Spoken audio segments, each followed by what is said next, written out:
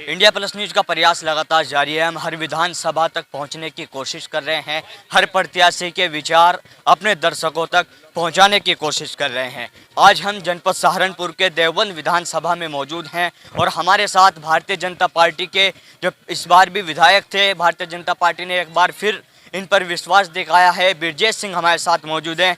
जी, किस तरह का माहौल चल रहा है, किस तरह का समर्थन मिल रहा है? देखिए, जिस गांव में अभी आप हैं और मुझसे जब वार्ता कर रहे हैं, अभी आपने प्रधानमंत्री जी के संबोधन को भारतीय जनता पार्टी और इस गांव के सैकड़ों कार्यकर्ताओं ने वहां बैठ करके सुना है और उसमें उपस्थिति और मेरे साथ चल रहे कार्यकर्ताओं और आम जनमानस की उपस्थिति से आप ये अंदाजा लगा सकते हैं कि क्या माहौल है।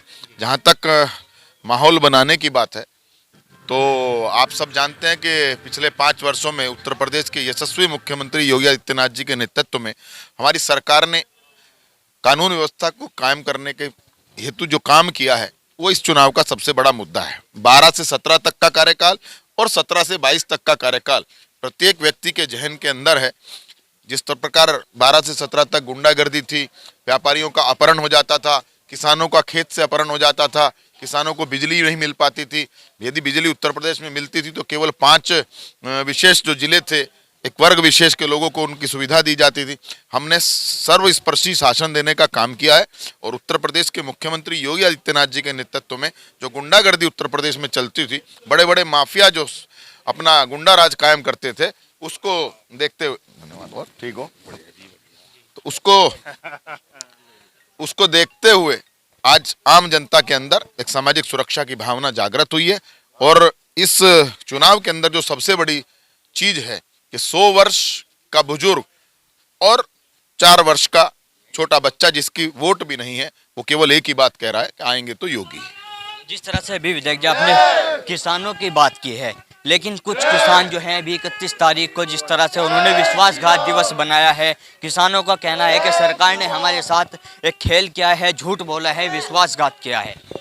देखिए, जब देश के प्रधानमंत्री के रूप में नरेंद्र मोदी जी किसी बात को कहते हैं और एक जिम्मेदारी के साथ कहते हैं तो उसमें किसी प्रकार का विश्वासघात नहीं हो सकता। माननीय प्रधानमंत्री जी ने ये कहा कि हम अपने अन्नदाताओं को समझाने में सफल नहीं हो पाए, लेकिन अगर उनकी इच्छा नहीं है तो हमने इन तीनों कानूनों को वापस ले लिया। इसलिए कहीं विश्वासघात की कोई बात नहीं है। लेकिन कुछ जगहों पर देखा जा रहा है भारतीय जनता पार्टी के जो वर्तमान जो विधायक हैं, उन लोगों को कहीं ना कहीं ग्रामीणों के विरोध का सामना करना पड़ रहा है। आपके क्षेत्र में किस तरह की स्थिति है, किस तरह का? मेरे पूरे क्षेत्र में कहीं पर भी ऐसी स्थिति नहीं है और जहां जिन क्षेत्रों में ये घटनाएं हो रही हैं वो प्रायोजित घटनाएं हैं, क्योंकि विपक्ष के पास कोई मुद्दा नहीं है, इसलिए वो इस प्रकार की घटनाएं कराकर आम जनता का ध्यान उस ओर खींचना चाहता है। लेकिन आम जनता ने मन बना लिया है कि वे फिर से 300 से ज्यादा सीटें भारतीय जनता पार्टी को देकर इस उत्तर प्रदेश के अंदर पुनः योगी जी की सरकार बनाने जा रही है। लेकिन आपके क्षेत्र के कुछ लोगों का ये भी कहना है कि जो हमारे यहाँ पे जो मौजूदा विधायक हैं, हमने पिछले 5 सालों में उनको देखा तक नहीं है।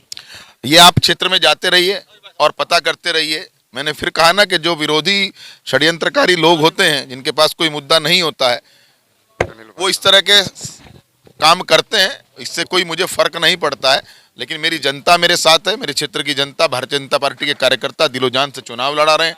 योगी जी के नेतृत्व में चुनाव लड़ा जा रहा है और उसी आधार पर हम अपना चुनाव जीत रहे हैं। आपकी विधानसभा में देवबंद दारुल उलूम जो एशिया का नहीं, दुनिया का दूसरा सबसे बड़ा दीनी इदारा माना जाता है और उसका नाम बदलने के लेकर काफ़ी चर्चाओं में देवबंद रहा है, तो उसमें भारतीय जनता पार्टी का किस तरह का प्रयास अभी भी जारी है? देवबंद का नाम शास्त्रों में देवबंद है और उसके सारे तथ्य मौजूद हैं। उसी आधार पर हम देवबंद का जो सही अर्थ है, जो सही नाम है, उसको देवबंद कराने के लिए हम लोग ने पूरे तथ्यों के साथ वो तथ्य मैंने मुख्यमंत्री जी को सौंप दिए हैं। जब उनका मन होगा वो देवबंद कर देंगे। धन्यवाद। आखिरी सवाल विधायक जी, आखिरी सवाल, सबसे पहला विकास कार्य या किस तरह का आपका कार्य होगा क्षेत्र में अगर मौका मिलता है? देखिए, हमने पहले जो सड़कें आज तक 40 साल में किसी ने नहीं बनाई थी वो हमने बनाने का काम किया है। इस प्रदेश, इस विधानसभा को 220 केवीए का सब स्टेशन देने का काम किया है और मेरे मुख्यमंत्री जी ने इसी देवबंद को ATS सेंटर देने का काम किया है। तो ब्रजेश सिंह जो भारतीय जनता पार्टी के भारतीय जनता पार्टी ने एक बार फिर से इन पर विश्वास दिखाया है। बिरजेश सिंह हमारे साथ मौजूद थे, जो बता रहे थे क्या कुछ इनके मुद्दे रहने वाले हैं चुनाव में और किस तरह से देवन के नाम बदलने को लेकर जिस तरह से देवन लगातार चर्चाओं में रहता है। तो ये भारतीय जनता पार्टी के प्रत्याशी थे जो बता रहे थे कि नाम बदलने वाली जो प्रक्रिया है, जो मुद्दा है, वो लगातार हमारा जारी रहेगा और देवन का नाम बदलने की पूरी कोशिश की जाएगी। मैं अपने सहयोगी राजू नयाल के साथ Tanveer Malik, India Plus News, Saharanpur Deoband विधानसभा। इंडिया प्लस न्यूज, सिर्फ वही जो सही।